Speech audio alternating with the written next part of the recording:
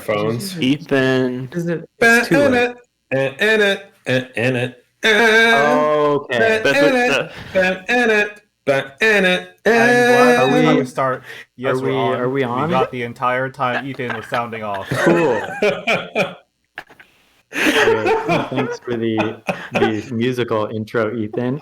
Yeah, it's not copyrighted. Hello, We can use it. everyone. Welcome to the Campaign Crashers. We are a D&D play show with rotating DMs, and I will be your current DM.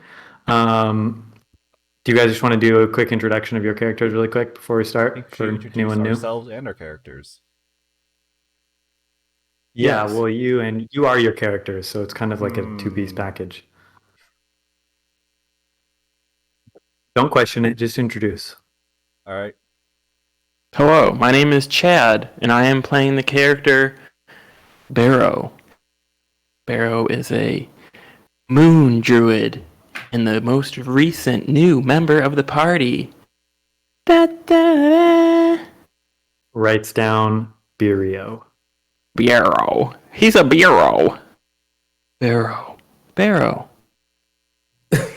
Okay. Go ahead. All right. Brian? Hi, my name is Bryant. I play Elliot Magnesi. He is an incredibly timid and young knight-to-be. He struggles to find his way out of the shadow of his family, especially his older brother Leon. He hopes that his adventures in the Baron Dojo Post will help enlighten him and broaden his worldview so he become a little bit less timid and a little bit more knightly.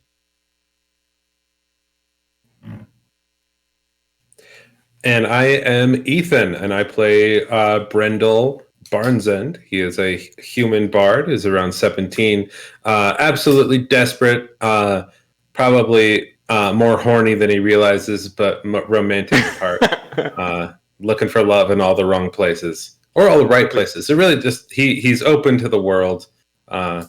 Yeah, so here we are. Is his horniness sort of like a Schrodinger's cat type horniness? Like, Yeah, because he doesn't know gonna that have he's to horny, open the he's not box horny. first.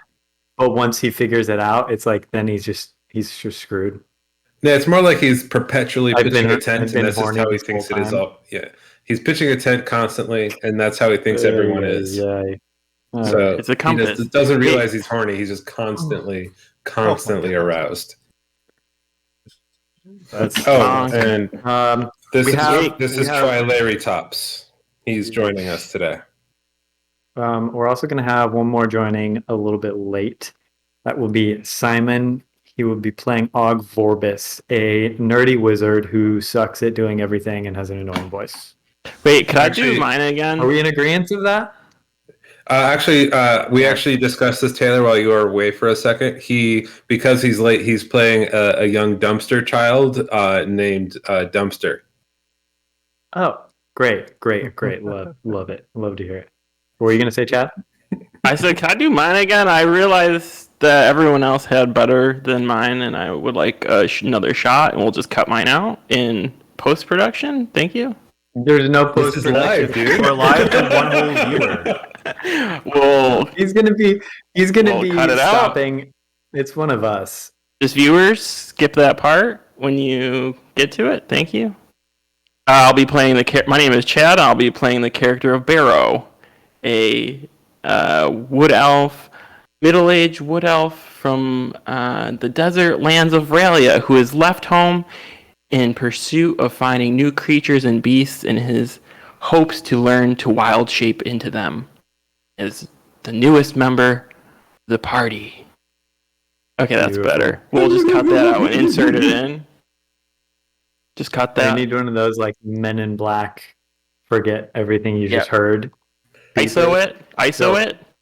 So you guys want a little recap of where we I start? think Where that's we're always starting good. from? Yeah. No, I don't think anyone should know about that stuff. Good. So last session, you guys officially became part of the Baron Dojo Post as intern journalists of your successful reclamation of Davers Discount Depot's stolen goods. After speaking with Hawk Skies, he informed you that to get your first assignment, you need to travel across the Strait of Asterios, where the Baron Dojo Post has one of its sister offices. After a shaky sea crossing on your newly named ship, the Journalistic Integrity, you finally make it to Asterios, where you meet your new boss, Brad from the Post. After mistakenly referring to Brad from the Post as Brad one too many times, your good friend Tinnitus was dispatched to cover a story about spiders falling from the sky, while you all were tasked with reporting on the case of the missing children in Beskol. Last time we left off, you guys had just gotten out of a group meeting where you got your first assignment, and you were given a bunk in the BP headquarters. And we're going to start just right off from the very next day. So you guys are all asleep, and you are rather abruptly waken up at like butt crack of dawn. We're going to say probably like 5 a.m. And you just hear, first off, you hear like clanging of pans, just like bang, bang, bang, bang, bang. And then you hear Brad from the Post, he's yelling, he says, "We don't pay you to sleep in, we pay you to..." And then he gets to your door and he says, "Well, we don't pay you yet. Anyways, first day on the job. You're gonna want to stop by the front desk and check in with Tissany. She'll get you all set up on your specifics and carriage for you to take you up to school. And also, clean up a little bit. You guys look like garbage." Excuse me, boss. I have to come in and tell you here. Where do I clean up? Is there like a break room that I can hit up? No, we don't believe in break rooms here. There's a shower, a community shower. It's not a group shower unless you want it to be. We don't really discriminate. But showers are over there. Towels are in the bunks underneath the bed. You guys' might be used. I don't know. Durdley has this weird thing where he goes around using everyone's towels on accident. Just get cleaned up. We want our reporters looking good. We want you representing the Post well. And we want some kick-ass stories. So hurry, get down to the front desk, talk to Tissany, and go find those dang kids. Very good. Brad, I'd like to remind you that my appearance has nothing to do with my ability to complete the job to your satisfaction. Excuse me? You're excused. My name is Brad from the Post. Brad from the Post. Apologies.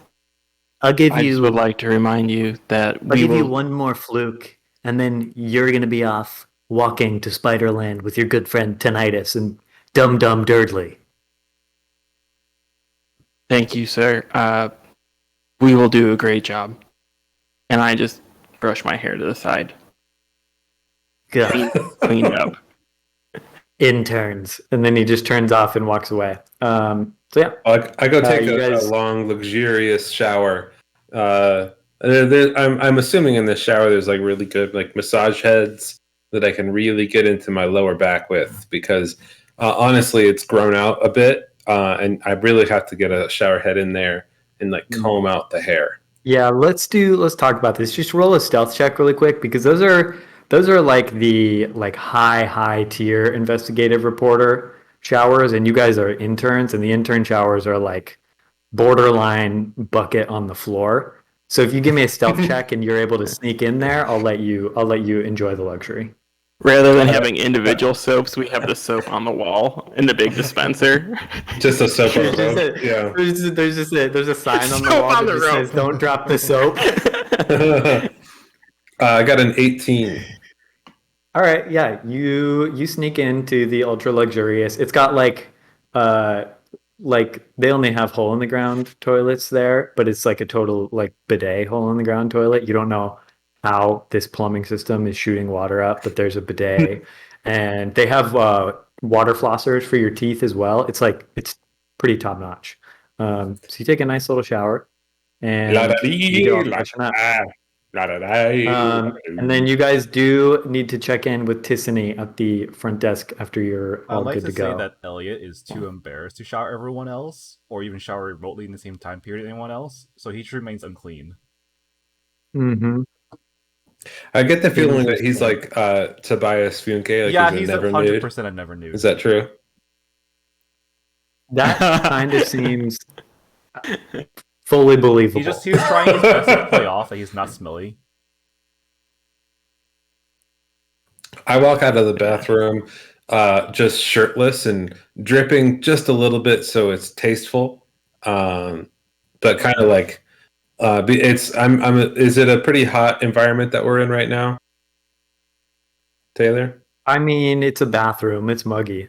So And it's of course, there's the one guy. There's the one dude in there who he's like just hanging brain. he's like a BP accountant, and he is just like full like Captain Morgan, leg up on the bench as he's like reading the freshest BP news story. He's just seeing how much angle he can get on the dangle. Mm-hmm. He's got about full angle on the dangle.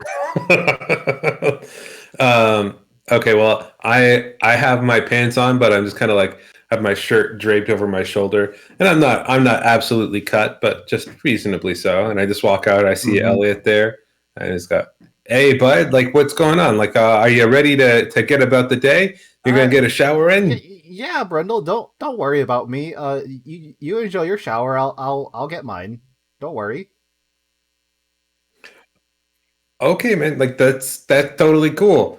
Hey, let's get you into some action today, huh? Find out some stuff about absolutely. these kiddos. I think they need to be saved, and I don't agree with Og at all about turning them to slaves. Oh, also, we're gonna just say passively that Og is a very deep sleeper. Which is why he's not with you guys right now. I love it. Just so Brendel, I think you can just get on through. Honestly, that will be the end of his journey with us if he enslaves children. I will not stand for it. So I hope he was joking. At first, I thought he was, because Og likes to joke about a lot of things, but we were on that topic for like quite a while, and he didn't want to drop it or change his mind or say it was a joke. Yeah, that was a little bit disturbing. Where's Birio? Is Birio around? Well, while they're talking, I think that I'm trying to collect the moisture off the wall to put into my like water pouch, because being from the desert, I have to capitalize on this moisture. Just gathering some water here. He's drinking his own piss. Why are you drinking your own piss? There's water in the bucket. There's a big bucket of water right there. As you do that, you see the big stocky dude that's like hanging brain in the bathroom. He doesn't change position at all. He just looks up and goes, "Hey, new guy, there's a sink right here," but it's like 2 feet away from his schlong. How long is the schlong? Like, how disturbed are we? We're not gonna go. Not gonna go that deep, but it's regular. Okay. It's regular. It's important to understand what kind of environment we're in. It's not like you're intimidated. It's just like you're just like, gosh damn it, why is this dude doing this? I say to him, thanks, still getting used to this. And I kind of scan him, and I see his testosterone-fueled body, and I just give him a nod because I'm impressed just out of the pure bestiality of him. And I fill up my... I said he was big. I never said he was cut. Okay. Absolute unit. That's okay. Well, I'm not going to usually cut. I'm not going to continue to check out this naked man. I'll fill out my my skin and go back to the guys after hearing them talk about the kids, and I'll just say, do you all think that this is some type of beast that is eating these children, or something, I guess, more civilized? Humans, anyone maybe? Say anything about them being eaten? They're just missing, right? I mean, it's not like our first job would be like that dangerous, right?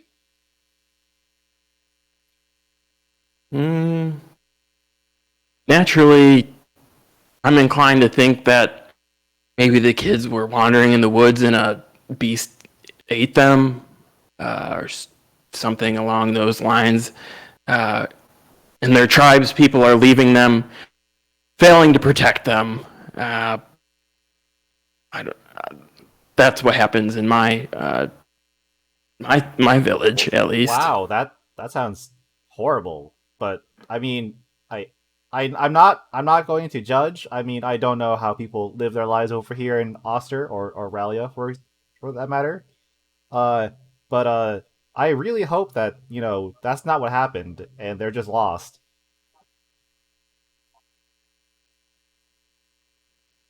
Well, that's a good point there, Elliot. Kids can be kids. Perhaps they're playing a game of sorts, tag, something like that. The kids play. Uh, let's get out of here. Are you all clean now, Brendel? You're smelling very nice, very fresh, like a hibiscus of sorts. Yeah, I feel great. Meanwhile, he's like leaning his hands up against like the door frame and just kind of like leaning up like this, like full armpits, just like Rocky when he's like trying to seduce Adrian. Just going, hey, oh yeah, this is great. This is good. We're gonna go all 15 rounds. Anyway, we want to go see Tiffany, yeah? And like way too quickly and too smooth a motion, I put my shirt on and start heading over to where uh, Brad from the post said we would find our more information with Tiffany. There you go. All right, dope. So you guys head out of the sort of like BP housing to get back to the front lobby. You have to walk through the office. You do notice that the office is a little bit more of a casual tone today. People are not as loud. You actually see some people kind of dressing down a little bit, and then you realize that it's Casual Friday. Nice. BP has a long-standing tradition of respecting that, and you even see, you didn't know this earlier because your passive perception in the morning when you're just being woken up by clashing pans is very low, but Brad from the post is like, he's kind of dressing down. He's sort of like Michael Scott in his jeans right now. And he's just cruising around the office, kind of pumping everyone up. You guys walk through, you get to the front lobby, and you can see that Tiffany, she's already like up and working. Looks like she's already been working for hours because she's got like papers all around and she's organizing stuff. She's wearing like a light blue sundress with a matching bow in her hair. And she's currently like lifting a box of papers onto a super high like shelf right behind the desk. She doesn't notice you as you walk in. Hi, Tiffany. Hey, Tiffany. I'm. Hey guys, I'm so sorry. I didn't notice that you walked in. I take it Brad gave you his signature wake up call? You mean Brad from the post? Yes, well, shh, between you and me, I don't do that while he's not around. I like him, but come on, really? Like, I respect that. Who wants to do that? I mean, you have to be. I've worked here for 5 years, and so I know generally when he's close by, and I'm pretty good at not saying it while he's not around, but you might just want to go for the full name all the time until you can really understand where he works, because he kind of gives off a presence when he's nearby. Is Brad from the Post his actual full name, or just like a weird title he made for himself? You know, no one really knows. Everyone who's been here longer than Brad from the Post has actually moved on to the Barandoja Post Barandoja office. So it's almost this weird scenario where Brad from the Post is always the one who's been here longer than anyone. Does that mean one day you'll go to the Barandoja But office? I will say, you know, one can dream, but I have a couple things tying me down here currently. So for now, I'm good here. But I will say that ever since I've been here... Oh, I'm sorry, Brenda, what'd you say?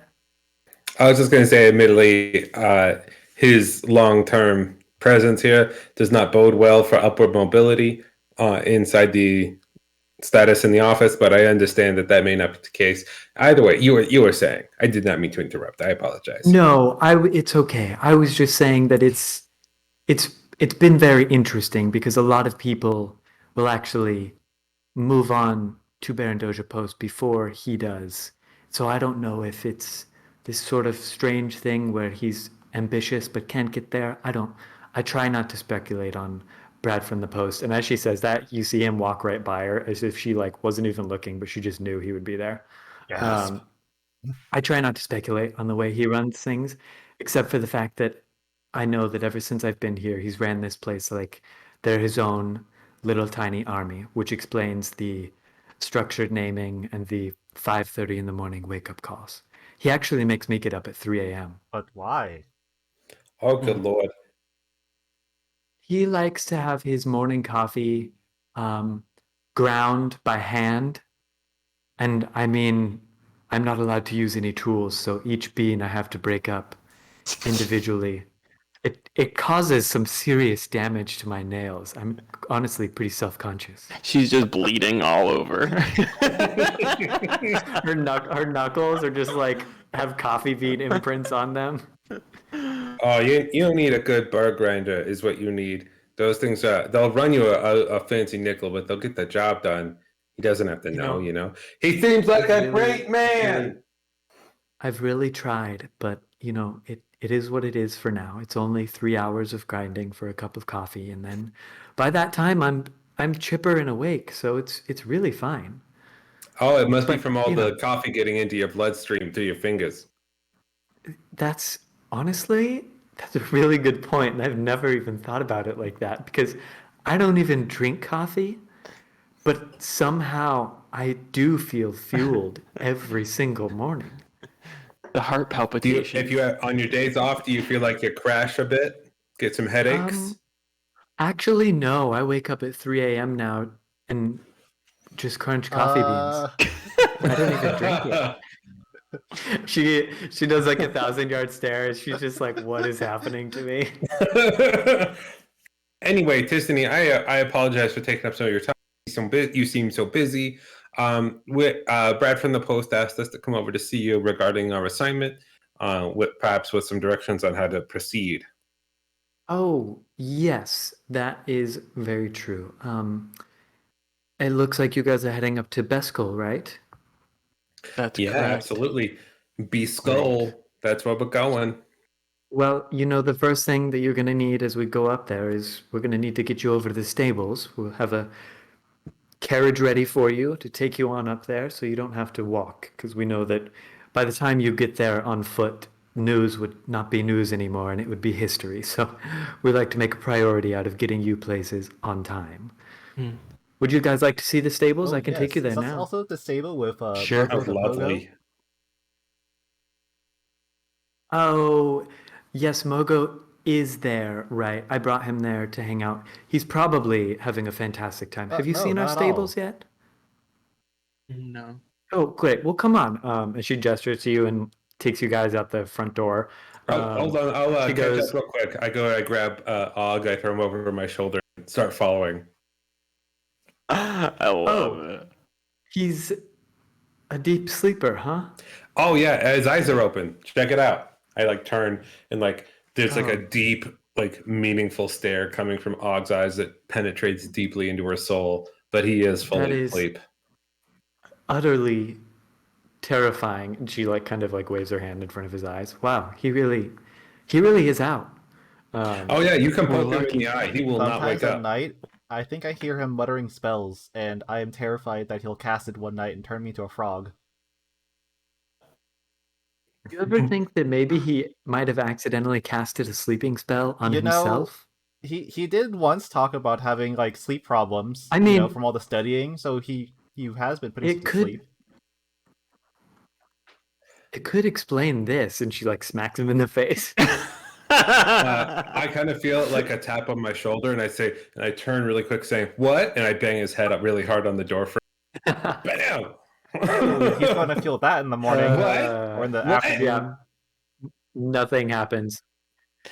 Maybe I Um, should carry Yogg. Seems like we're damaging one of our companions here who Isaac? could be helpful in killing the beast that is stealing the children. We're about 50 feet from the stable, so I don't know if deciding who carries Og these 50 feet is that big of a deal, to be honest, because you'll just be able to drop him in the carriage. All right, let's go. Okay. Let's go. I Okay. got it. I got it. Bang his head on the door again. Bam! So she takes you over to the stables. They're like just like out the front door, and then you hang a left from the Baron Doja post. And as you get there, you can see that these stables, similar to the dock in Tittenham, feel like just as prestigious and bougie as the Baron Doja post that you first sailed from. Nice. And just like the Baron Doja post building, the stables are made out of like large white wood stones, and they have this like ornately carved wooden roof. And you can actually see that there's like grapevines growing out of like the windows and down the side of the stables. And you see that there's like horses just like casually chomping grapes off of the vines. And what's Og's name? Horse's name again? Mogo. Bogo or something. Mogo the Pogo. Yeah, Mogo's there. He's jamming with the other horses. He's got like 2 mouths full of grapes, but the problem that he's currently having is he doesn't understand that you have to eat like 1 grape at a time. So he's tried to take like a whole bite of grapes from the vine, but he's got like vines, like grape vines stuck into his teeth, and could just really use Og to help him floss. But you know, he's asleep. Mogo is a goat, so I don't know if that's a problem, really. He looks to be bothered. I mean, he's got a grapevine. Just it's like a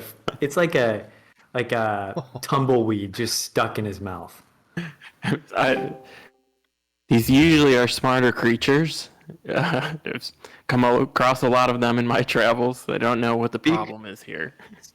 Speak of the devil, it looks like Og might be waking up right now. I with one final swift motion, I bang Og's head up against the door frame again.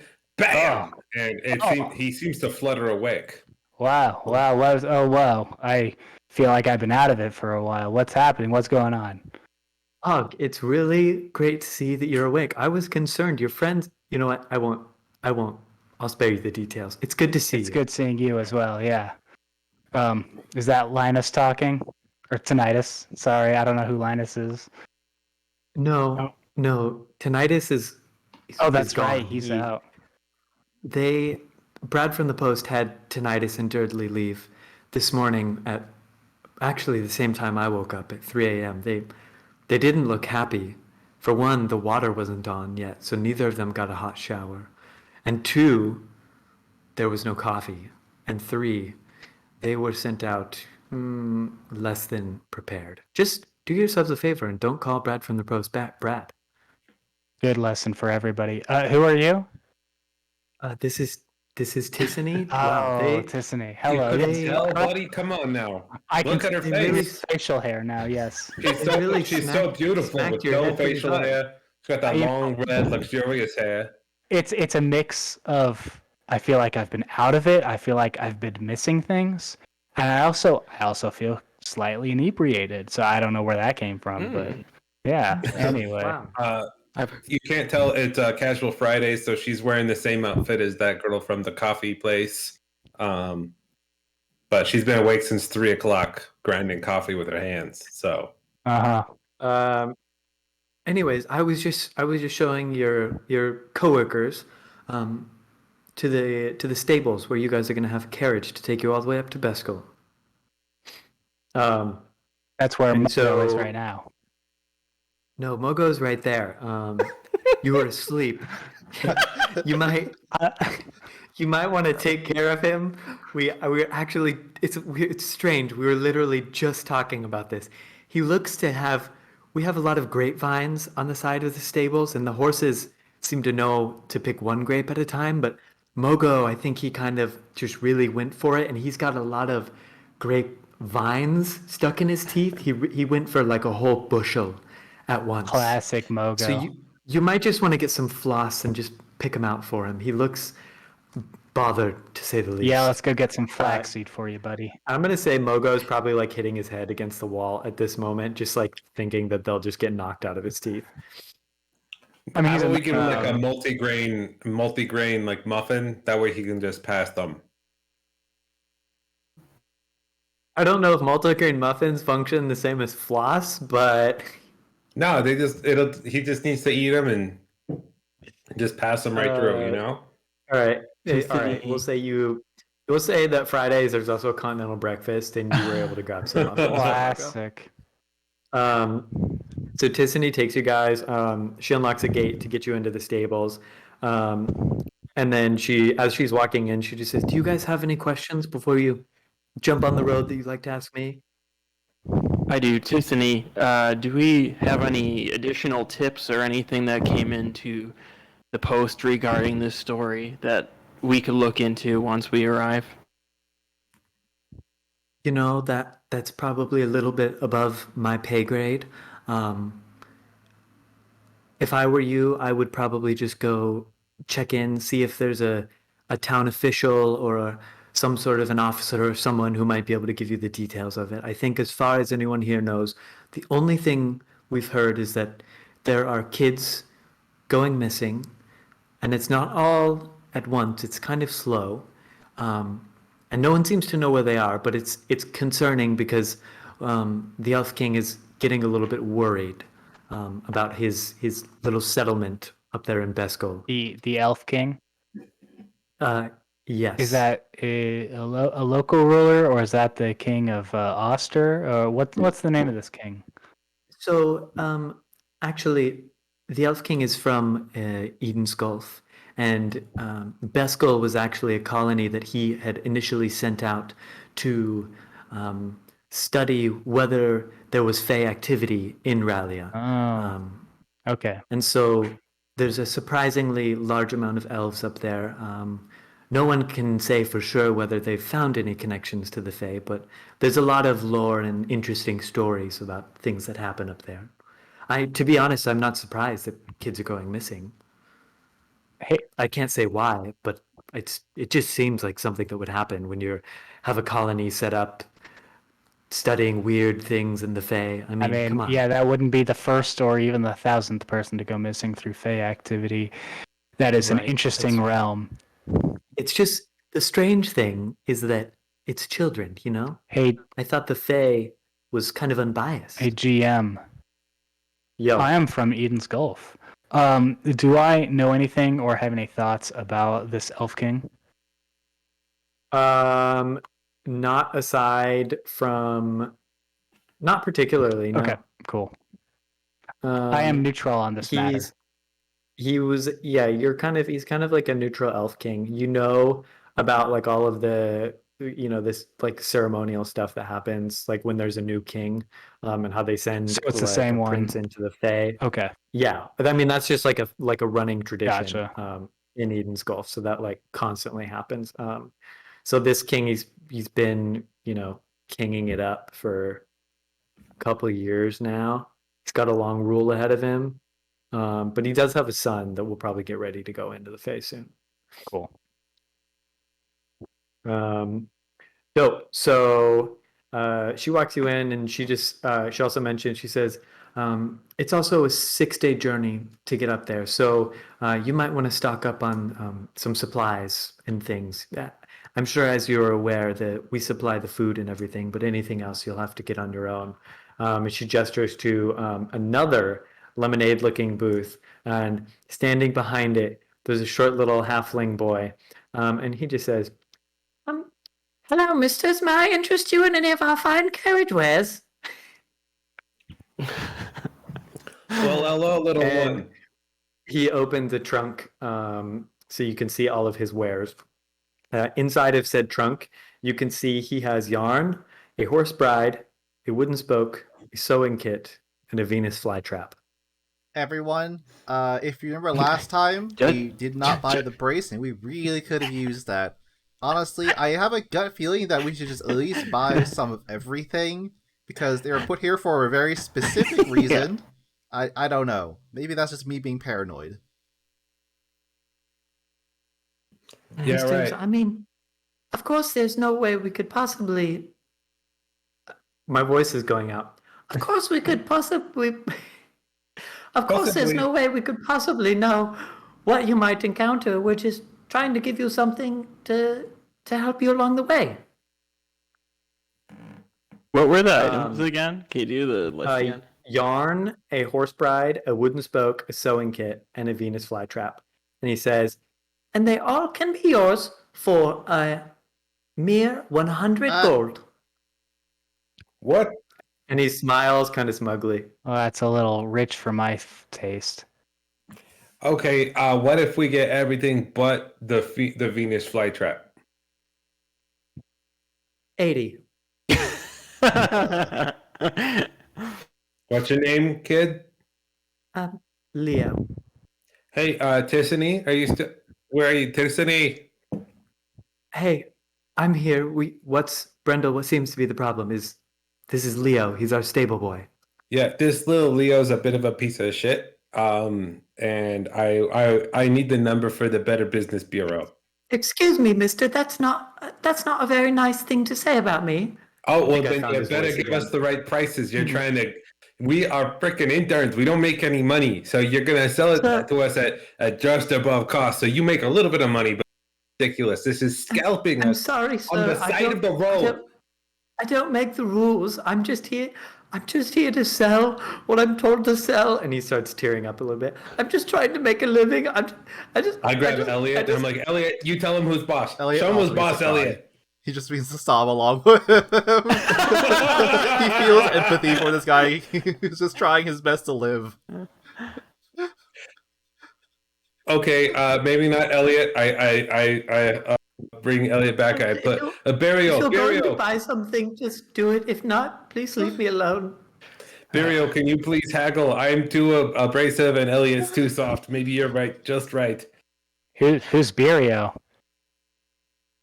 It's me. It's Barrow. I'm used to it by now. I'll just respond to anything that starts with B. All right, bro. Bro. Listen, kid. Listen, Bryant. That's your name, right, Bryant? Yep, it's me, Brian. Listen, kid. I don't like these people either. Cut the shit, and you can still make some coin here. I can tell half of this is shit. I don't even know if this plant is still living. It doesn't look like you've been watering it. How about we Wait, you put your finger by it. by the plant? How much damage he gonna take? I do it. I'm not afraid of this little. Yeah, it bites you. You take one damage. I told you. I don't set the prices. I just sell them, and none of the other travelers or reporters seem to have an issue with it. You're selling yarn for 20 gold. Could we get a non-intern price on this junk? And then Tissany steps in. She goes, "Guys, you really should be getting on the road pretty soon." And in his defense, this is Asterios. Things generally sell at a little bit of a premium to Tittenham. Yeah, I mean, I agree. Okay. I'm still a little like ship lagged, I guess, is what my issue is, and so I kind of just want to like get on the caravan and start sleeping again, like I have been for the last couple hours. Well, I just make really intense eye contact with Leo, and I'm just like, well, Tissany, I guess I can't even afford yarn in Asterios. So I guess I'm just going to get on the carriage and hopefully no horrible things happen to me because Leo wouldn't change his prices. I'm sorry, mister, that I can't change the prices. That's that. All right, goodbye, Leo. Expect a BBB agent to be here tomorrow. I don't know what that is. That's Sir? a Better Business Bureau, and you will report to them. I'm not a business. It's really just me. Are you making a profit, Leo? All right, here's the deal. If you like, I can sell them to you for 15 each. I mean, no. 60 gold for the lot. How much gold y'all's got? I don't know. I'm looking right now. Because I got 14 gold. Really? I have 10 gold. What? Brian, how much you got? Like, out of character, Oh. I'm curious, because you guys my are character poor as is shit. 25. Right? How much do you have? I have 127. So, dude, you guys throw in for this. How did you get that much money? You guys should have Yeah. like a shit You ton of guys have gold from starting. No, we got 100 gold or something out of Chad's quest. You guys just fail at inventory management. Who the fuck's Chad? Fucking idiot, dude. I don't know anything. You got it from Bjorn's campaign. You guys, are you going to buy anything from me? I don't have that kind of money. You just said you have 123 gold. And all of them are 20. You guys could literally pitch in like $10 and pay my rent for the month, and you'd be on your way. Okay, listen here, kiddo. What are the items again? You got a Venus flytrap. Yarn, a horse bride, a wooden spike, a sewing kit, and a Venus flytrap. Now apparently, since I'm the one who's potentially footing the bill, you guys, if you want any of those, you got to pitch to me why we need a fucking Venus flytrap or yarn. Well, the horse is definitely needing to get married, so we will definitely need to buy his bride. Okay, so I'm hearing that we don't need anything. I look at my bleeding finger and I go, I deeply respect the Venus flytrap. I would like it. Honestly, the more I think about it, we have rope. I'm pretty sure we all have rope. It's kind of like better yarn. Do we need a That's a horse good bride? point. I mean, we have Mogo. Does he need a bride? I'm not gonna lie, I ultimately am not even sure what a horse bride is, other than a little bride for a horse. Brendel, are you not looking for a bride? It seems like your it's best literally opportunity. just a wedding dress for a horse. Is it? Oh my god! I just googled it, and totally, it's like there's like a long Pinterest of it, and it's wow.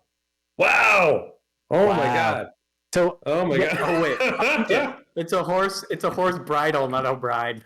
Bridal. Okay. I mistyped bridal, and then I was It's just too like, wow. late. It's Yeah. too late. It's already a horse. It's not even a bridal. It's literally just a little a wooden horse. It's like like a wedding topper, but it's like the female Yes. is a horse with a veil. So Like, what you're it's telling missing her me- counterpart. Every time we describe this more and more, the least useful it becomes. Yes. you were in character. Yeah. That little halfling boy tried to sell us a horse bride. So, Is it magical? Can we do an arcane check on the horse bride? Yeah, you do. It's just a piece of wood. I turned to the guys like, hey, I don't know about the rest. I think that the fly trap would be a good idea. I think we're entering into some muggy territory with lots of bugs, and it would probably make our lives considerably better to have the fly trap. well, I think the fly trap is 20 gold. So if y'all want to pitch in for that, Oh yeah, buddy. Here's I here's empty my 5. pockets. I want to do All 5 right, each. That. 5 as We'll well. do 5 each for the. Yes. All right, I will let you, Brendel, or you, Barrow. One of you has the closest connection to the fly trap. Either of you can take it. I won't have it. I look at my finger and then look at it and say, think Brendel can carry it? I Okay, sweat a little come bit here. in fear. I think we're gonna need a name. Okay, everyone be pondering your puns. Okay, we'll reconnect in like 10 minutes with puns. Tiffany just says, you've got a pretty long road ahead of you. You might just want to name your plant as you're sitting in the carriage with nothing to do for 6 days straight. Nope, I'm sitting here. I'm sitting here while I think of things. I'm just kidding. Tiffany, yeah, I jump into the carriage. Dope. She hasn't even shown you the carriage yet. She's like, that's not your carriage. Oh, hello, ma'am. You're gonna- Hello. Yeah, Would you you're like to gonna wanna get get out. married? No? Okay. I get out of the carriage of the passerby. If you could point me to the right one, I do not need that experience. Yeah, sure. So she starts walking away. As you walk away, Leo just goes, "Thanks for your business. Enjoy your fly trap." Fuck And you, for some Leo. reason, he's like a mile in the distance now with the way his voice takes Wow, it out. this- It's just Fuck you. a long. This car Stable. is fast. Uh, We're making So 60 you miles get an there- hour. and Tissany tells you, she says, typically, we have an intern carriage, but it seems that Durdley and your good friend Tinnitus took that to go on their little arachnid adventure. So you are going to be able to take our investigative journalist carriage. And as she's walking through, you guys are like passing through all these like bougie carriages. And she stops at one, and it's just made of just solid mahogany. It's a 2-horse carriage. It's got BP painted and engraved on the side of the doors. There's 2 horses up front even, and they have little like name tags around their neck, and you can see that they're named Bucky and Withers. And you can also see that the carriage has the name Gone Viral engraved on the sides and the back. And then Tissany says, it's a little step up from the intern carriage, and it comes with the bonus of your very own carriage driver. And as she says that, out of the background, you just hear someone say, did somebody say driver? And you all turn around and see a middle-aged human man. He's got like black hair, and it's like slicked back, but like voluptuously slicked back. And he's got a goatee. He's wearing like a tweed jacket, and his pants are like tucked into his socks, and he's got a wooden pipe in his mouth. And then he turns to you guys and he says, "Pleasure to make acquaintance with you. Name's Schmonnery." Schmonnery. Schmonnery. Schmonnery. Can I just call Nice you to meet Schmon? Schmonnery, Schmon, Schmo, doesn't really matter. Schmo. Okay. Get out the S, and it's all good. All right, buddy. Well, it's really your nice to style. meet you. I love the salt and pepper beard. It looks really great. Thank you. It's quite a lengthy beard, quite a lengthy amount of time to grow. I mean, obviously it's a beard, but also I found it just delightful that you said something to me that was obvious. I don't know why.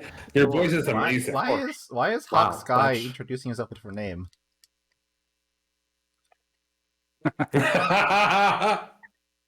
Believe it or not, me and Hawks fly from similar cities. And then as he says that, he jumps up on the front of the carriage, and he says, "So, boys, what do you say we get on the road? I just need one of you guys to help me out really quick." And he gets out like a little wooden, like magical tube, and he says, "I need one of you guys to blow into this tube." I'll do it. Yeah. I'll do it. I fell for that Dope. once at a frat party. I'm not doing it again. Right. Yeah. So someone actually blow into the tube really quick. Brendel, you want to? I do. Yeah, I'll do Dope. it. So you blow into the tube, and as you do, it like kind of lights up green, and you see like locks on the carriage wheels like fall away. And why don't you also give me a perception check? Oh no. Was this a DUI check? I'll roll the perception check.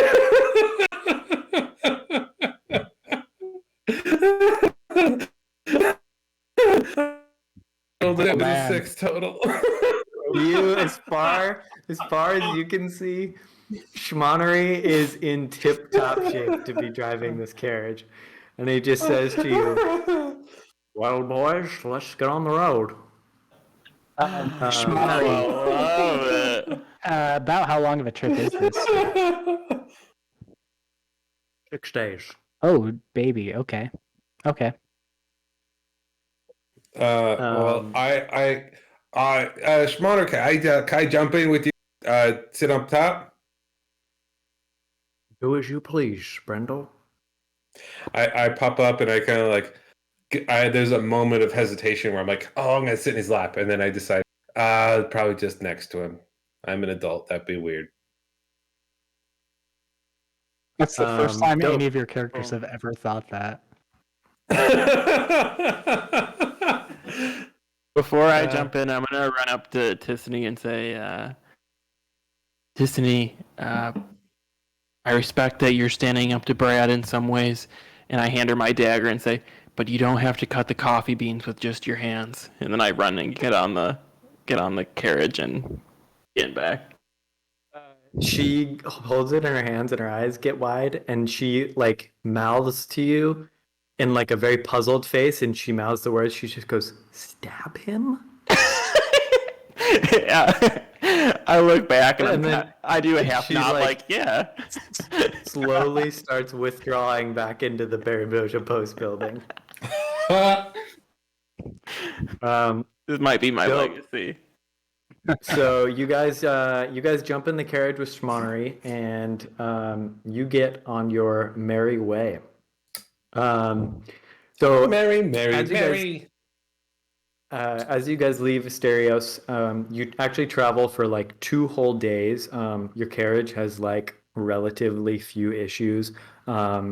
Biggest issue is Schmonnery may have drifted off the side of the road a couple times, but it was quickly saved. And on the first day that you're traveling, you go through like the coastal plains of Asterios, which is that big grassland to the east, and it's just grass and rolling hills with like big boulders on occasion for miles. And then on the second day, you make it out of the grasslands, and you go through like a series of lowland forests that are like kind of medium density trees. There's like a lot of wildlife here. You guys see a bunch of deer, a bunch of cool stuff. Schmonnery shows you how he hunts and eats rabbits while he's carriaging on the road. You learn a bunch of cool stuff about Schmonnery, like he used to be a smuggler and he used to smuggle a whole bunch of stuff from Oster to Rallia through the land bridge. And just about halfway through day 3, you guys come upon what looks to be like a massive quarry operation. And coming into the quarry, you can see it's like probably like a mile wide with rows of red clay that are like carved out of the quarry, making like stepped terraces down. And you can see that these terraces are like held in place by like these big wood like retaining walls that seem to like keep the whole quarry from like collapsing in on itself. And as you ride your carriage, the road leads you down into a trail that's like directly into the heart of the quarry. One of the things you probably think to yourselves is like, why would anyone ever have a road through a quarry? But like, that's the way this road is. And as you get like right down to the dead center, you see the road forks off, one going straight and one going right. Pointing to the right, there's a sign labeled Adamant, and pointing forward, there's a sign reading Beskol. Schmitty, can you tell us anything about Adamant here? I've heard the name before. Isn't that like the capital? Adamant's the place to party, boys. Party place? Oh yes. Like Pi Kappa Delta? Pi Kappa Sigma Delta Ramma Gamma Smoka Loka, do it all. You know, I'm debating turning right now. Wow, that is a glowing review. It's true, and he pulls out a flask and takes a swig. How far is we're roughly about halfway on our way to Beskol here, but how much further would Adamant be? About another day and a half, I'd say. Oh, so it's closer than Beskol. It's a little bit closer. Yeah. All right.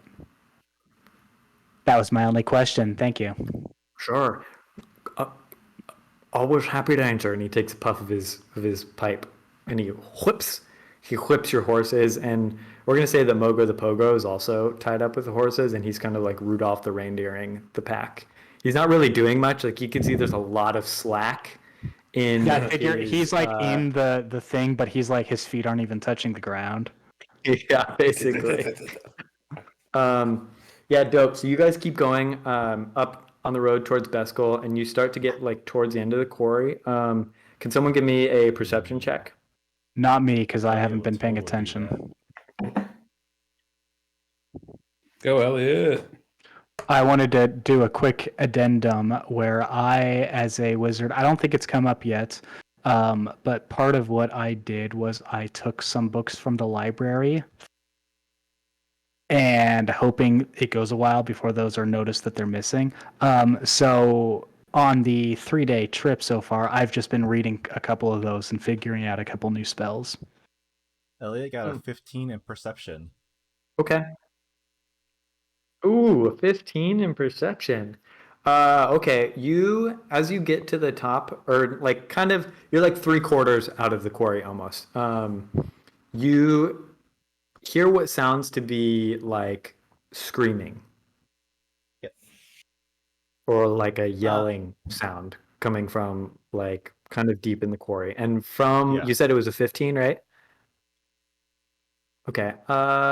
It kind of sounds like a kid. Everyone, did you hear that? It sounded like screaming children from the bottom of the quarry. Screaming It's children? probably just the wind. I would ignore it. Why would children even be in the I mean, we're quarry? looking for missing children, right? I mean, who wants to actually try to find people in a quarry, especially one as massive as this one? I guess that's true. Well, I'm with you, bud. If you hear kids, I'm with you. We should check it out. Yeah, at the very least, take a quick break and stretch our legs a bit. See what's up. Find some missing children, but also stretch our legs. Yes, sure. Boys, if you want me to stop you, say the word. I'll pull off to the side. But I'm not going fine. with you. That's fine, Mr. Schmo. Schnitzel? Schlarry? You know what? To be honest, I've been doing this a long time. It's fine. Don't care what you call me. Call me what you want. Just gonna sit here, smoke my pipe, and drink my All right, Uncle. water. All right, Uncle. Don't drink too much water. You can drive, but I don't want to make you have a bad time. Brendel, I know I can count on you as my wheel unlocker guy, so that's all that matters. And he packs his pipe with more tobacco, and he takes another swig, and he kicks his feet up, and he puts the emergency brake on because you stopped him on a giant hill. All right, let's get off and let's see if there's any kids in this quarry or what's going on here. So he says, "Toodaloo, fellas. Bye. Bye. Be safe. We'll be back." And as soon as the party gets out of like earshot from the driver, Elliot turns to Og really quick and kind of nervously looks at him. So Og, do you remember our last conversation about the kids back at the Baron Dojo post about how you wanted to what's the word to use? Keep them? Yes, I do remember that. I've been thinking a lot about that. You really hadn't. I ask you to reconsider because slavery is not cool. It's very wrong. It's very immoral.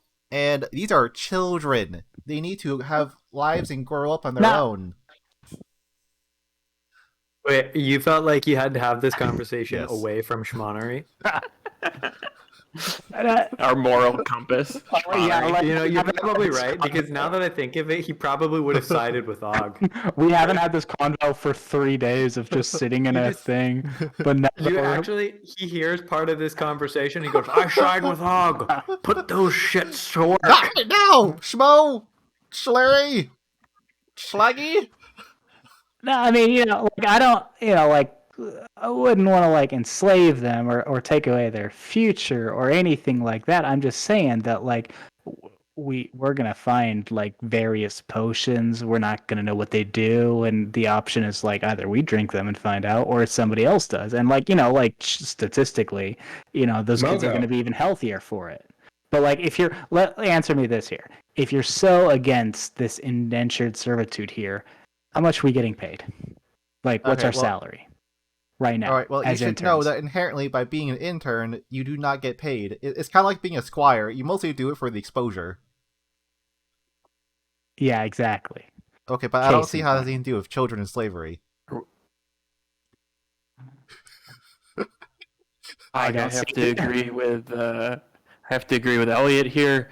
If we enslave the children, we will be the next Brand Dojo Post news story, and I prefer not to have my name on the front page. Okay. Now, if we just were to encourage the kids to do work for us and not... See, that's fine. Yeah, that's all I'm asking for. No, we're not getting paid for our work right now. We're not children, but honestly, doesn't that make it worse? Well, I guess that doesn't make it worse because we're fully in control of our faculties here. We're not getting paid. We're doing this work on the promise of payment later. The Baron Doja Post hired us in the first place because we are, let's face it, we are a news story. Hawks and Apollo, they ended up following us around, learning about what we did. We are the news story. Now, is that really ethical to you? Hiring people? Like, if we're journalists, shouldn't we just be writing stuff, not investigating? That's not journalism. Why are we going here to solve missing children's case? I don't know if we were told actually to solve anything. Or maybe I'm misremembering. Are you guys walking and talking, or are you stationed? I hope so, yes. We're Okay, walking cool. in a As- circle around each other. Both of you, I want you guys to both just roll like dexterity checks. As a wizard, is that a save or a check? It's just going to be a check. As a wizard, that is one of my primary skills. It's not, but I got a 17. Elliot got a 21. Oh. This Okay, whole you time, both- Barrio and I are just like walking, like giving them like 10 feet of space, just like full silence. Two I people just- that don't know each other. I just that well. wanted to. I just was trying to make sure that this was as realistic as possible, because you know how when you go on a hike and you sometimes get in a conversation, you start to like stop paying attention to your terrain, and then the next thing you know, it's face on the ground. And you guys are pretty engaged, and you're walking through a freaking quarry. It is a heated debate. So This is how active our brains are right now. carry on if you'd like to. Look at the children mining this quarry right Children, over there. where? We must save the children! Yeah, as you guys are walking, you continue your debate about the moral implications of taking children under your tutelage by force. And as you do, you get kind of towards like the bottom of the quarry area. And you can still, at this point, you guys can all kind of like hear the echoes of what sound to be like children. And you come to like a ravine in the bottom of the quarry that splits off into a Y.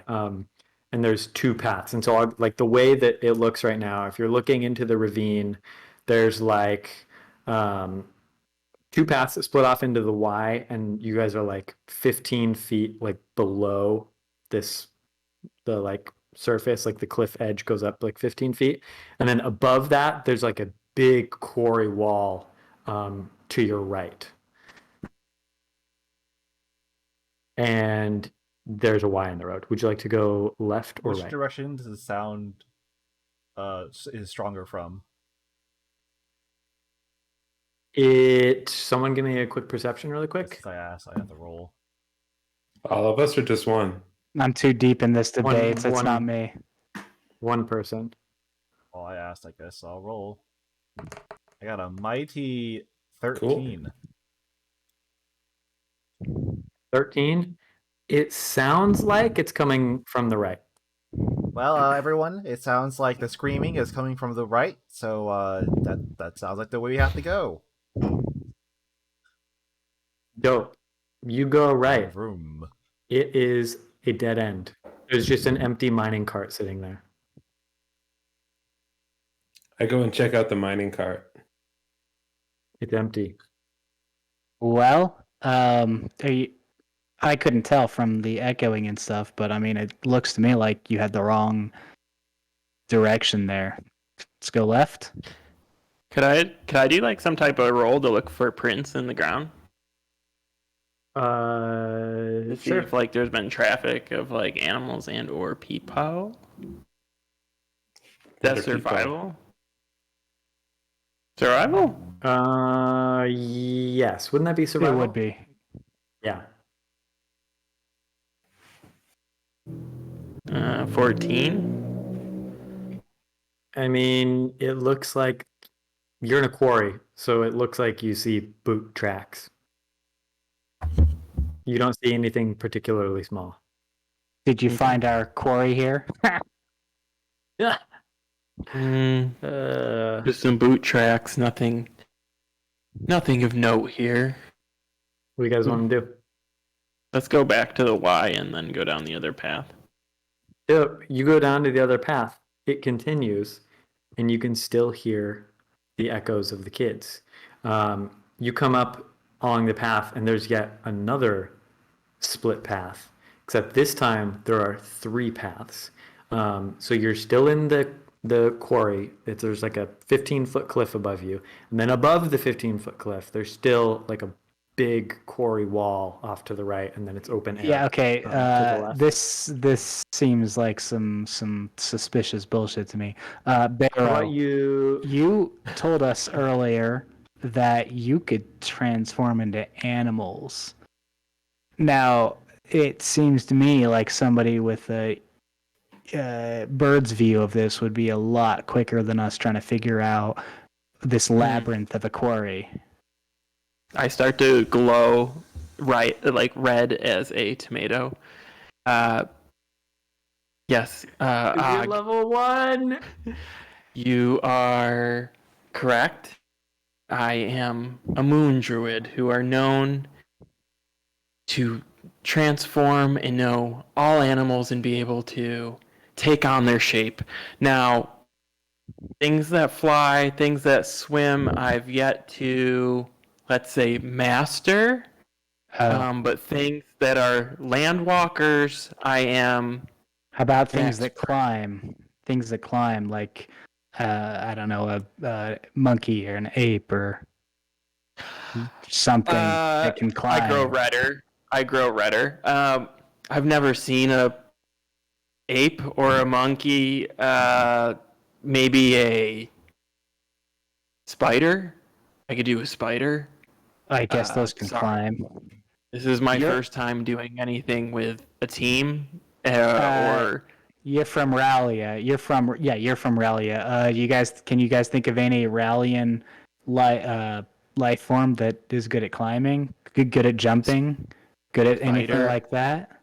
I haven't really seen anything like that. A spider there's I've always seen. the scorpion kangaroo.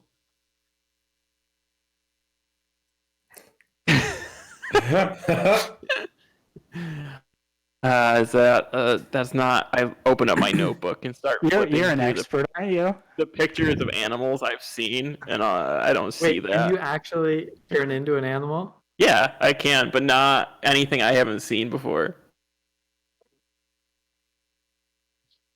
He's from Okay. freaking Build a Rallia. spider kangaroo. I could do a hyena. Is a spider kangaroo a real fucking thing, dude? I thought you were mocking me. A spider-roo? I I do. It's definitely I a do real a thing, I do a spider-roo. I do a spider-roo. Spider-roo. I'm gonna. Okay. I wild shape into a spider-roo. Fucking, You turn into a spider. this What would you like to massive, do? like 5 foot tall, like I hop. spider with kangaroo tail. If he can I turn hop into any climb. creature from Rallia, then he should just turn into any of Brian's fucking Cthulhu monsters. So you're a spider-roo, and now you can just hop around. Okay, so, I don't know. So I don't know what you want me to tell you. You can do here. yeah, jump up. I don't know if Just you can hop. understand me here. I don't know if you can, if your brain still works like a normal. I wood can't elf. speak, but I can understand you. But I would say jump up to the next tier of the quarry or the next tier above that, wherever you need to, and tell us which route to take. I don't like taking commands from Og, so I hop at him first, and I land like a foot away from him in his face, and then I hop up into where he told me to scan the area. Mogo, protect me. Can a spider kangaroo climb a 15-foot cliff wall? Bruh, Yeah. a spider kangaroo they can do can. anything a spider or anything a kangaroo-sized spider could do. All right. Well, I'm also gonna say, how How big big is a is a spider kangaroo? kangaroo? Is this like a spider size or a kangaroo big is a Like kangaroo? 18 size? feet tall. Yeah, but what's look the at this. spider part? It's just okay. Basically, it's just a jumping spider, just gigantic. Dude. Okay, so Oh my really lord. quick, total interruption here, I know, but it's Apparently, D&D Beyond did not accept last time I told it my new spells to learn. So I'm going to go in and pick my new spells now. But the very first one that popped up is Spider Climb. And I'm not going to take it because I wasn't going to take it. But it's like D&D Beyond being like, dude, you need an out here. You need a free out. Bro, Get out of they're jail free listening to card. us. They totally All are. right. Well, shit, because you guys just invented a fake monster to get out of my puzzle. No, We'll you're do it DM. every You're DM. time. You can shut that down if you want. If is a spider kangaroo a real creature? If it is, you can It's not a transform real into creature in the normal D&D library, but it is in my version of Rallia, because I just say anything works there. That means No, bro. No, you're like, okay, we a flying giraffe that has a long neck that's perfectly suited to get you out of this exact puzzle. I wasn't even intending for it to like jump up the wall. I just wanted to combine a spider and a kangaroo. That's all I wanted. Is that Oh my like what, a Schrodingo? You, Chad, I will leave it up to you to determine what you turn into, but you have to tell me exactly what you want to do because I'm not going to invent that for you. I'll just do a spideroo, thank you. No, I'm kidding. I'll just do a A spider. normal spider or like a giant spider? Okay. I turn into a spider. Is that like a yeah? How big is a that? normal spider or a giant spider? A giant spider. Fist sized? Ooh. Okay. The monster manual says it's Human the size. size of a spideroo. And I'll just spider climb up and try to scan the paths and see what I can do. I can climb 30 feet, son, so... Damn, bro. All right, that's cool. You get up to the very top of the cliff, and you hear, and you can see basically like through the ravine, which path kind of leads you towards the sound. And so you start following it. I'm just gonna assume you guys are just following from below, like wherever Chad goes or wherever Birio goes. Yeah, it's fine. That's my name. I will remain as a spider. All right, so you freaking stupid spider, do your thing, and I've seen eight-legged freaks, dude. I know what I can do here. You go through the ravine. I love the You go through the documentary. ravine, and you come to another fork in the road with 3 paths, and you can clearly see that the path to the left is the one you need to go. And you go up to the next fork in the road, and you see that there's 4 paths. But you're a spider, and you're passing my puzzle with ease. And you can now see that the path from the second to the left takes you all the way through. And then you get to the very last path. But by the time the party gets to this last path, it's actually starting to like rain in the quarry. And it's like starting off a little bit light, but as you kind of progress through, it gets a little bit more heavy. And then by the time you get to like the last like fork in the road, there are 5 paths. And you and your spider ass little self can see that the path you need to go through is just directly in front of you. And you guys walk through the last path, and as you do, you hear a sound go dun dun dun dun dun dun dun dun dun dun dun dun dun, and that's you guys solving my puzzle with ease. I look up in the sky as a spider and I laugh at the gods. Yeah, so you guys come through. You get through the ravine, and there's an opening now. And about like 50 feet away from you, you actually see what looks to be like 7 kids, and they're all inside of what looks to be like a horse pen. And at this point, it's kind of raining pretty hard, so it's kind of obstructing your vision. Someone give me a perception check. Anyone in particular? Oh. I'll say someone who's not Chad, because Spiders have shit it will perception. fall on deaf ears if it's Chad, because he won't be able to communicate with anyone. I got you at 22 there, sir. Dope. You actually see that while the kids it looks like they're like locked in like a horse pen. It looks like they're like playing. Oh. Oh, okay, guys. So here's the deal. They are in like a horse pen, but they are What playing. are they playing? Perhaps their kids making the best of it. Knick knack, patty whack, give your don't dog a know. bone. Well, get one. They're great. They're good for your emotional What I health. on this adventure. But that's So wait, there's just kids Oh, playing the in a backpack. quarry? It appears that they're playing in the quarry. That seems not this at all point, it's suspicious to me raining. at all. It's raining in those puddles, and they're kind of stomping the puddles. Can I spider climb around the like outside of this area and look for something? Like look for either a trap or a creature or something? Yeah, I'm gonna rely on some hearsay I've heard from the Fae, and just if they're playing in puddles, do their reflections look the same as they Yes. are? Okay, They do. cool. cool. Well, I'm gonna walk up and just go, "Hey, kids, how are you doing? This looks like fun." And they like stomp a puddle to like show them that I'm on their side. Hello, fellow kids. They look at you and they are like instantly like a little bit freaked out. One of them just says to you, Who are you?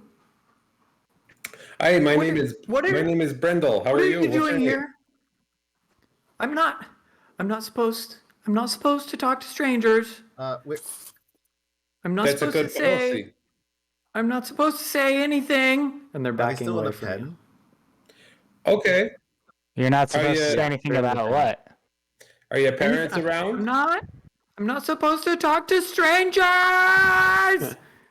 And as this kid yells that he's not supposed to talk to strangers, you hear from the background.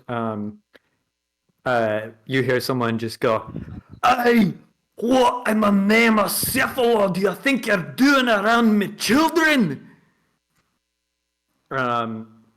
And as he says this, you turn around and like at the entry where you guys just came from, you see this like red-headed dwarf in like a clay-stained tunic and work belt, and he's yelling down at you from like right where you came from.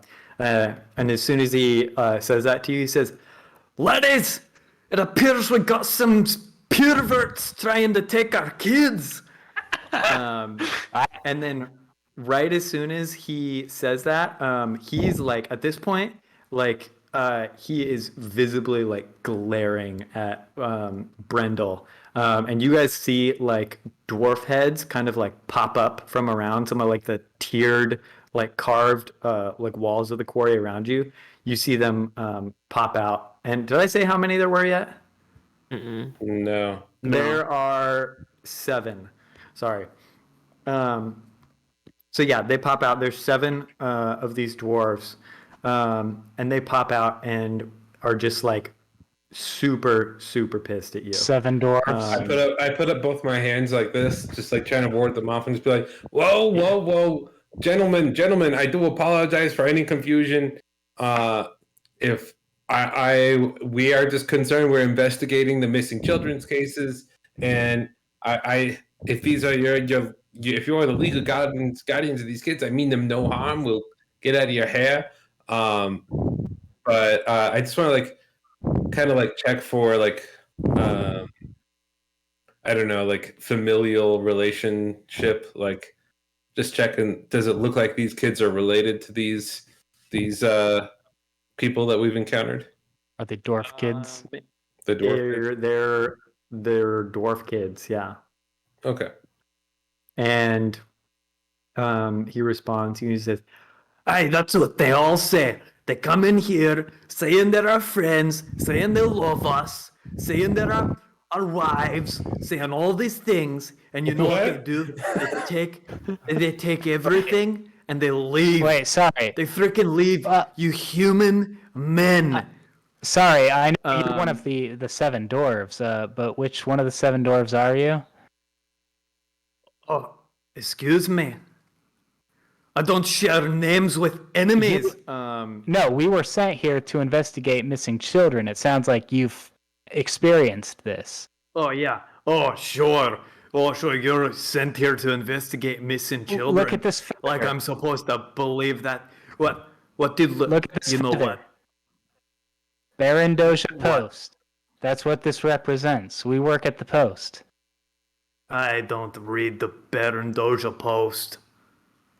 Oh, it's got a really great Twitter presence. You'll like it.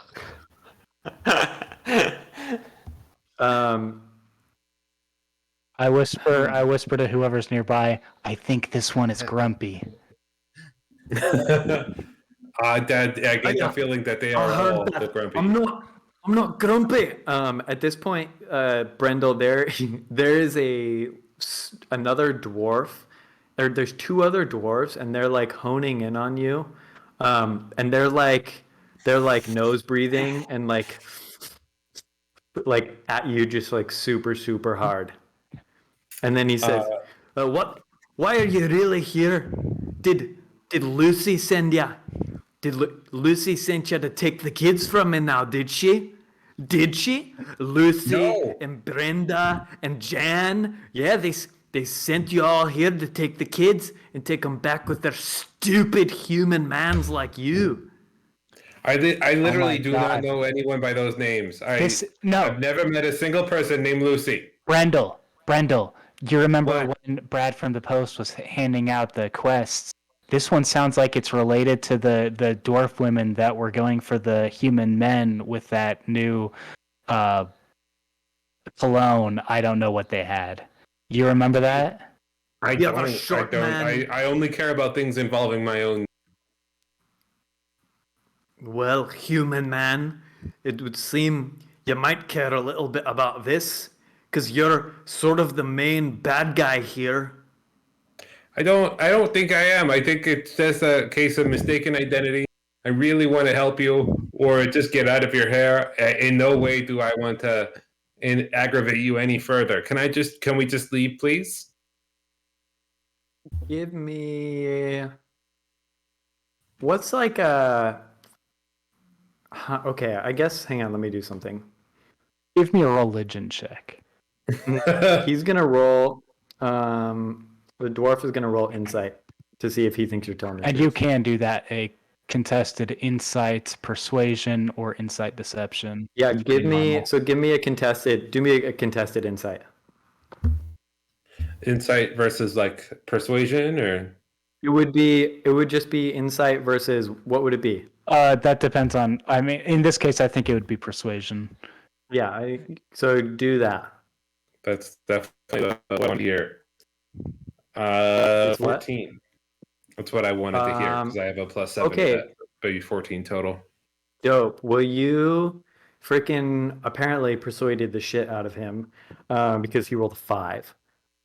Yes. And he just says, "Wait, so you're telling me your stupid little human ass coming in here has nothing to do with the fact that all of our wives left us after reading that damn book, 69 Tones of Brown?"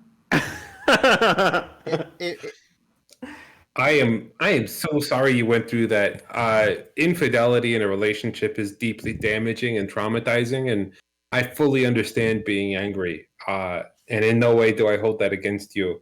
And in fact, if you wanted to sit down, we could really talk it through. But no, I don't have any relationship to that issue at all. We were truly we heard your children from the top of the quarry, and we're just sensitive to the sounds of children right now, as that's how the assignment we're on. In no way am I involved in anything like that. But yeah, if you want to sit down and talk through those feelings that you're working through right now, we can do that. I appreciate the honesty, but if you haven't noticed, it's sort of raining a buttload. And to be quite clear, we need to get our kids out of here. You see, all of our wives left all of us for human men, and they left the kids with us.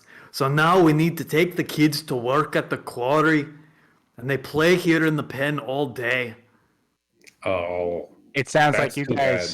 you guys sound like the victims of the gender norm.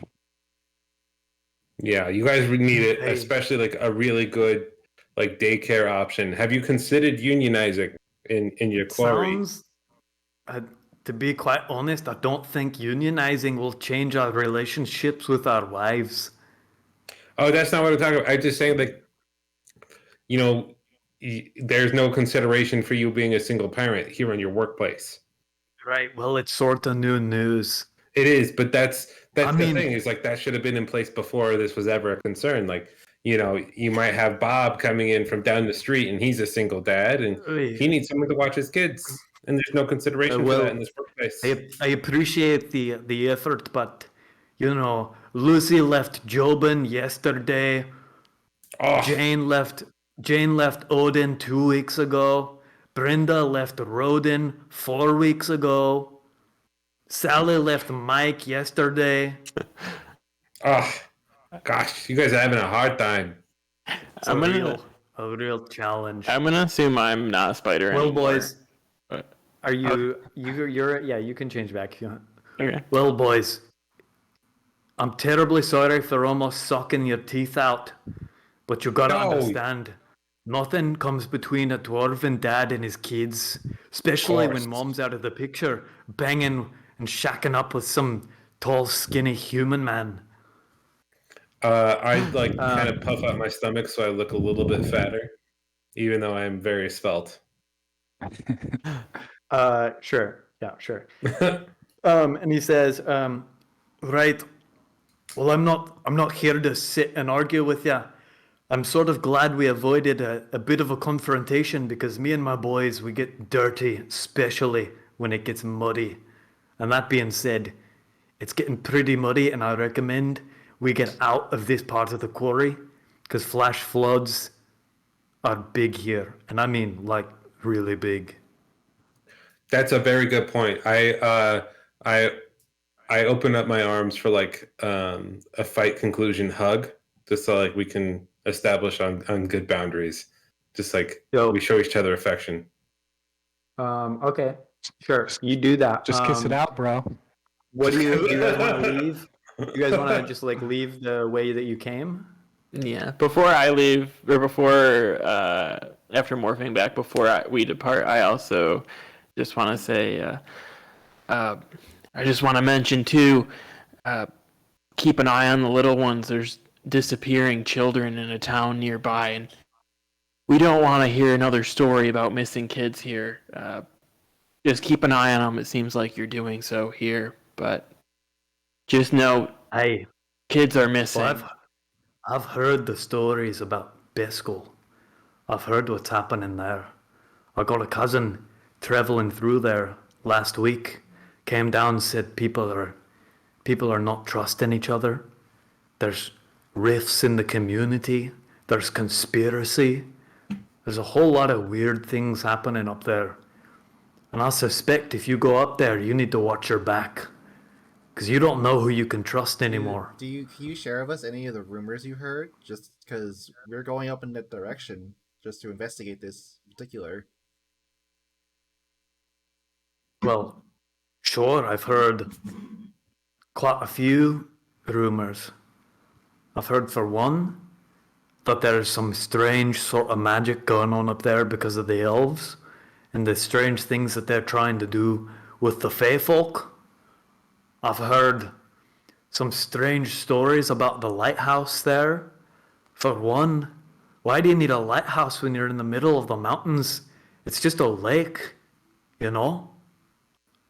Then for two, I've heard a whole lot about some strange rift between the rich folk and the poor folk. Poor folk. Regardless, there's a whole lot of tension going on up there right now from my cousin who passed through there the other day. Said he could barely sit in an inn without getting picked on or accused of stealing the kids. Any foreigners are looked at like strangers, like culprits, like the bad guys. I see. That's really concerning to hear. But thank you for sharing that with us. We'll make sure to be very careful from now on. Hey, now I recommend you get your tiny little butts, except for you stupid human, out of this quarry. Stat. All right. Thanks for the help, and hail Cephalo. Aye, hail Cephalo. And all the other dwarves echo it, and it's kind of like a dwarven chorus, and they're like, hail Cephalo. And then the Hail kids are like, Cephalo. hail Cephalo. Hail Cephalo. Man, Yo, Cephalo, the god, isn't he the god of storms and the ocean? That dude is insanely popular amongst inland dwarves. yeah, he absolutely is. Which I think it's a sign that it's raining here. I guess that makes sense. Typically, if Cephalo wants us to fight, he lets the weather be clear. He lets us know that he doesn't want us acting, or that we need to be paying special attention to the surroundings when it's raining. Very Dope. inspiring. So do you guys want to head out of the quarry? See, Yeah. I just gotta say, 0% of that ended like I thought it was going to. Like, literally, completely not Good. what I had planned. But that's perfectly fine. Dope. So you guys climb out of the quarry right before the sort of like flash floods and the mud get super bad down at the lower levels. And you get to the carriage, and Smonnery's just chilling there. And he just says, "Hey, Brindle, Hey, bud, what's need going you on? to need you to do the old blowy blow in my stick." And he passes you the little tube. Actually, before we do that, can you do you mind just taking a quick step off of the carriage for me? There's something that's in the cabin that I think you need to take a look at. Oh, sure. I'll take a look. I motion for the other three to like step in and take a look at it with him. Hey, everybody, jump in, and then I'll point it out to you. Okay? He gets in and he just pretends. When he looks inside, it's like pristine, but to mask the fact that he's kind of pissed drunk, he pretends like he instantly knows what you're talking about. And he goes, just, "Oh, I see what you're saying." I have the other guys get in and close the door, and I get on top of the carriage, blow in the pipe, and start and take off. All of you guys are on top of the carriage? No, I had them jump inside with him. Oh, okay. If they're willing to he's do just that, like- I don't want to railroad them. Brendel, need you to let me out of this carriage. Yeah, drunk I'm as a supposed to skunk, be the man. driver. No, sorry, I'm not- bud. I'm not drunk. This is water. Sure. Open the stang door. Wait, if it's now. water, What's his name? Schmitty? We're going at about 70 horsepower or whatever. So, open the door at your own risk. 70 Yeah. horsepower. At this point, is- I think at this point he's probably drunk enough that he just falls asleep. He's That's like what I was yelling at counting you. on, yeah. Brenda, you bet. I'll use this. And then he just like passes out, right on top of Elliot, like weirdly close to Elliot. why? And you hear him start dreaming, and he just starts going, "Oh, No! Tishany, No! Damn, Alex! dude. Get off me! I I did not consent! I get it, buddy. He's got an attractive And- voice. He is in a deep I do sleep. not consent! Dope. So, you guys, are you wanting to just jet out of there? Yeah. I'll climb out yeah, to the just front taking ride off with Brenda. towards Beskol. Dope. So you guys head out. At this point, it's storming, and you can see behind you that all of the dwarves and their kids, they're like above the water level for the flash floods and the rain, and they all seem to be safe. And you guys, you get back on the road. Yeah. A whole lot of single dads. That's rough. And you guys keep going. The storm that you're in lasts like a day longer, but thankfully your carriage is well set up to handle it. There's no leaks. There's no issues. There's no drunk driving. You put the Venus fly trap out on the side, and because of the rain, the first like 2 days that you're traveling, the Venus flytrap grows like twice the size. And then as the second day goes, you start to get like more and more mountainous, and you start to cross bridges, and you see whitewater rapids, and you're starting to get on these like really kind of dangerous roads. We were skirting the edge of cliff sides, and in evenings you can hear like the howling of wolves, and the terrain quickly becomes more mountainous, and you start to feel more isolated. Well, as the dense forests of Oster begin to surround you. guys, I have not been to Oster before, but as Tissany told us that there's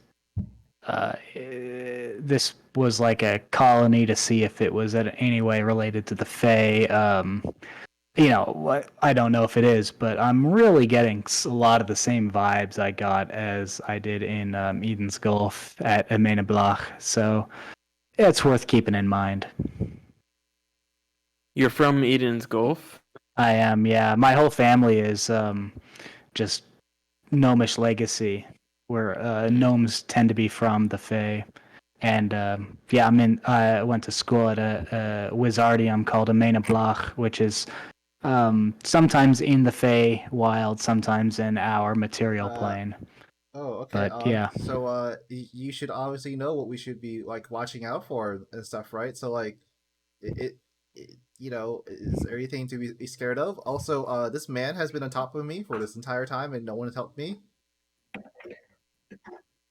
He's still saying Tissany. He's going, oh, Tissany's bushel. Oh, sorry, you're Tissany's. as somebody who doesn't know if they're a quarterling or a thirdling or a three-quarterling. We didn't see you there under the full human size schmo there.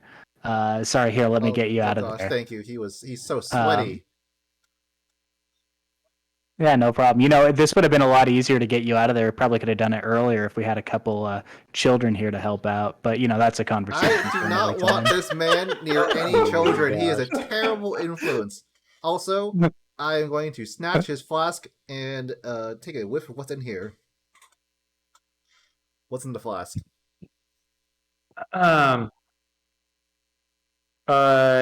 It's brown liquor.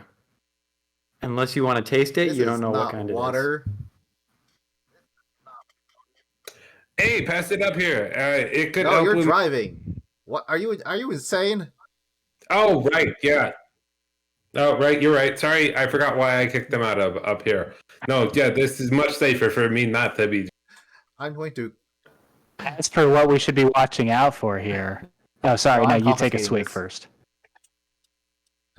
Okay. Adding it to your inventory for later. While they're doing that, I kind of look to Og after hearing he's from Eden's Gulf, and Og, perhaps you and I could take a trip together, and you could show me around Eden's Gulf and some of the forests of that area, the beasts, the creatures. Seems like maybe you would be the best to show me around those unexplored areas. Yeah, I'd like that. That'd be fun. I was originally in Tittenham supposed to, and then I tell him my backstory. Insert backstory here. I tell him, I'm supposed to go back, but then I didn't because my dumbass professor teleported back without me. The whole shebang. Damn. And Wow. And so that's why I'm here in Oster right now.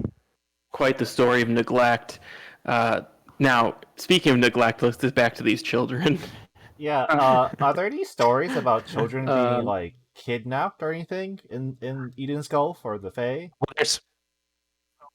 There's plenty. In fact, if you haven't heard of the Elf King, who was apparently sent an investigation team here, the King of Eden's Gulf is one from a line where they send their child in to the wilderness of Eden's Gulf. And if you're not familiar, I assume it's common knowledge, but it might not be. Eden's Gulf is very heavily mixed with the Feywild, to the point that Meren has a colony there, and there's a couple other set locations that exist pretty predominantly in the material realm, but you don't leave the cities at sunset or sunrise or night.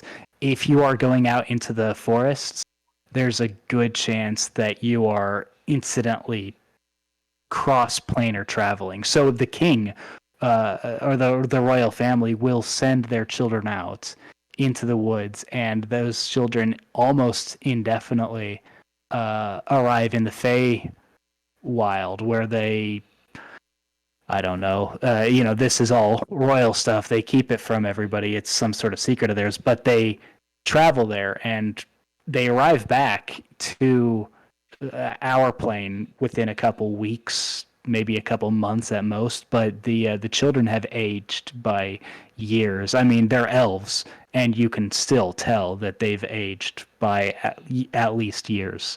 So it is very common. And then outside of that, that's the biggest case of this. But hearing about missing, disappearing people of all ages, incredibly common. Often it's put down to just traveling to the Feywild without proper precautions, which is incredibly hard to prepare yourself for.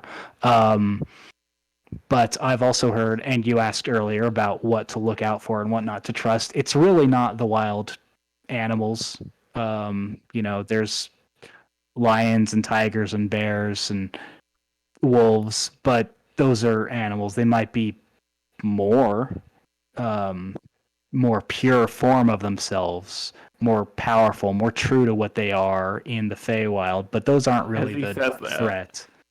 As Og says that, my eyes start to get bigger. But what you have to look out for is dryads, is fairies, are sprites, are archfays, beings that more or less look like us, that are fully aware of, fully in control of their faculties and fully aware of who they are. I know I'm not the standard case. Most gnomes don't go into wizardry like I do, but creatures in the Fae are fickle. They tend to play with emotions a lot, and that ends up happening. You meet an archfey, just everyone here. Brendel, can you hear me right now? If we meet any archfey, if we meet any fairies, if we meet anybody, don't make any deal. The word contract is incredibly powerful here. It's meaningful. Don't make any agreements, any contracts. How about marriage?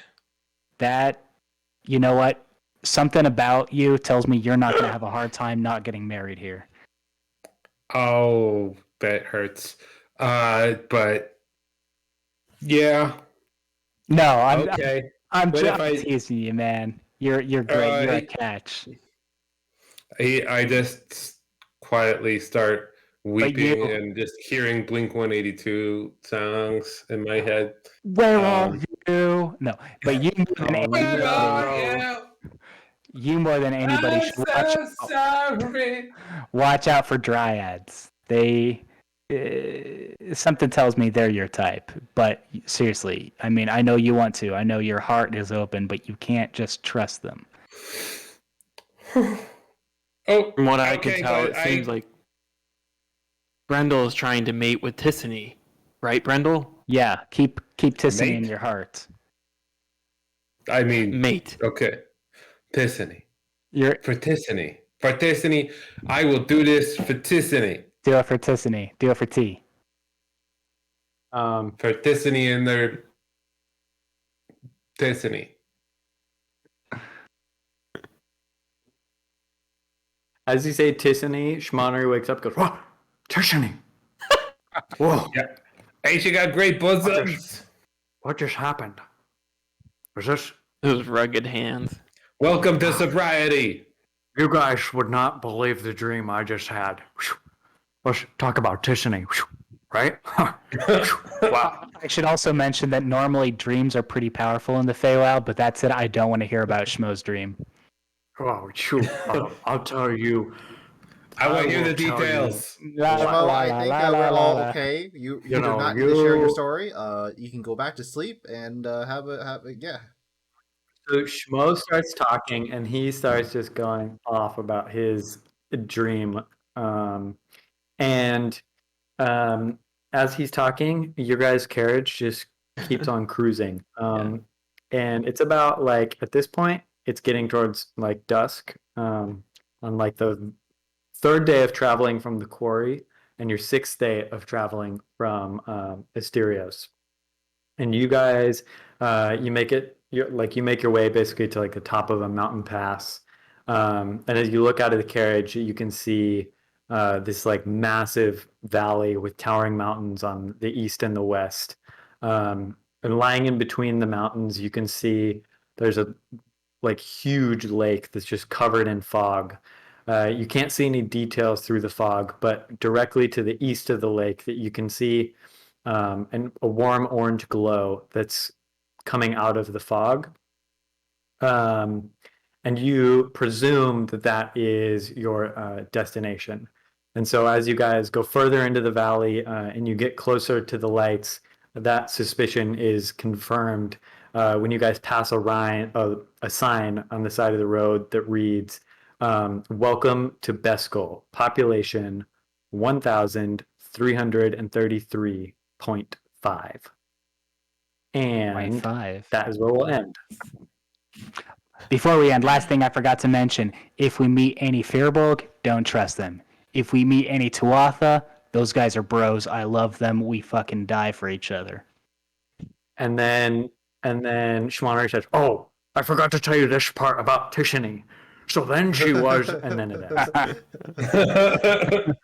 But before we end, when I see the 0.5, I said, Og, I don't think that you're half a person. And then we end.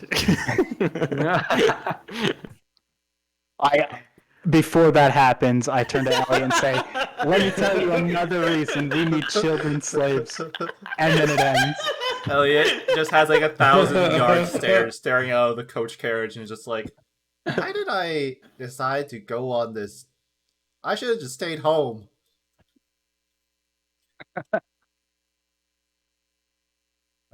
Awesome. Well, really good job, Taylor. Totally killed it.